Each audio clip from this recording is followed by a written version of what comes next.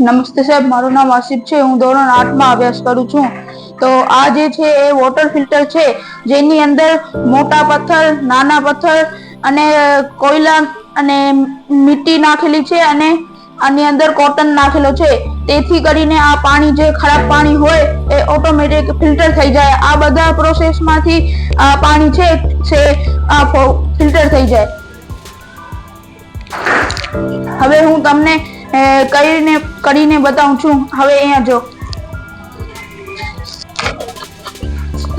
જો આ કેટલો ખરાબ પાણી છે.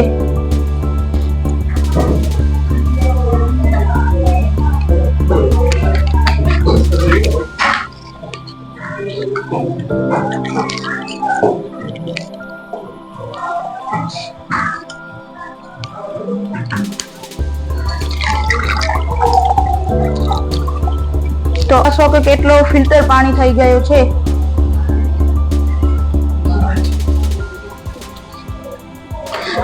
અને આ પાણી તમે જોઈને તમે જો કેટલો ફિલ્ટર છે, આ કેટલો ખરાબ છે અને આ કેટલો ફિલ્ટર થઈ ગયો છે.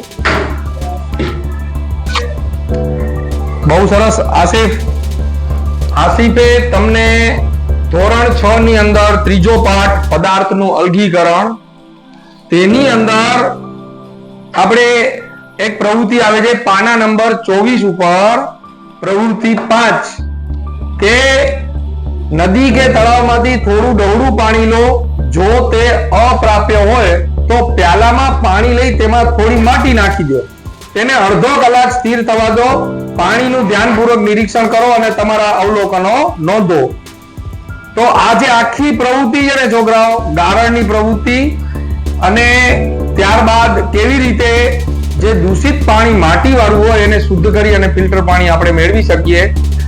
આ પાઠ સમજાવ્યા બાદ આનો કોઈ દિશા નિર્દેશ મેં નતો આપ્યો, પણ માત્ર એટલું કીધું હતું કે આપણે આવી રીતે પાણીને ફિલ્ટર કરી શકીએ છીએ. કે એક કપડું લો, એની નીચે તમે કોલસા લો, એની નીચે માટીનું સ્તર, એની નીચે કાળા કાંકડાનું સ્તર અને એની નીચે કોટન.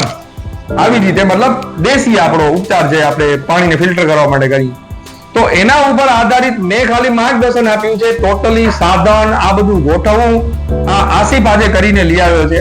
હકીકતે મને આનંદ થાય છે કે પ્રવૃત્તિ દ્વારા શિક્ષણ, જે પેડાગોજીનો આપણે ઉપયોગ કરીએ રમકડા દ્વારા, અને બાળકને પ્રેરિત કરવામાં આ બહુ ઉપયોગી થાય છે.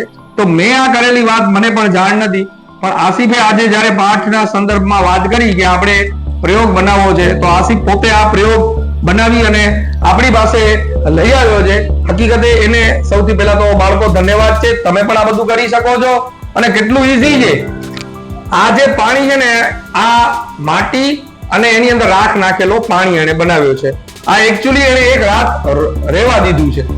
આ પાણી આની અંદર નાખી અને તમે જે એને જે કર્યું છે ને ઉપયોગ, આ તમારે શીખવા જેવું છે.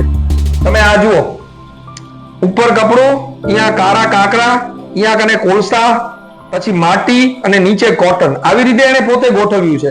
આ પોતે લઈ આવ્યો, એને આયોજન કર્યું અને બનાવ્યું. અને ત્યારબાદ આની અંદર જે પાણી છે ને, એ પાણી મૂકી રાખ્યું એને 6 થી 8 કલાક સુધી. અને આ પાણી તમે જોઈ શકો છો કે નીચે જે નળમાંથી આપણને પાણી મળે છે ને, એ એકદમ શુદ્ધ પાણી મળે છે. અને આ જે તમે જોશો ને, એ આવું પાણી વાળું ડહોળું પાણી છે, બરાબર. પણ હજી પણ બાળકો સમજજો, હજી પણ આ પાણી પીવા યોગ્ય નથી, કારણ કે આની અંદર બેક્ટેરિયા હોઈ શકે છે. એટલે આ પાણીને આપણે ગરમ કરવું પડે, અને ગરમ કરી અને પછી તમે એને ઉપયોગમાં લઈ શકો છો. તો આમાં હું માનું છું ત્યાં સુધી મોસ્ટ ઓફ જે અગત્યની પેડાગોજીઓ હોય ને, પ્રવૃત્તિ દ્વારા શિક્ષણ, પછી રમત ગમત દ્વારા શિક્ષણ, રમકડા બનાવીને શિક્ષણ, અને 21મી સદીના કૌશલ્ય, અને આને અનુલક્ષીને આ પાઠને અનુલક્ષીને થતી અધ્યયન નિષ્પત્તિઓ છે ને, એ બધી આસિફે સિદ્ધ કરી છે.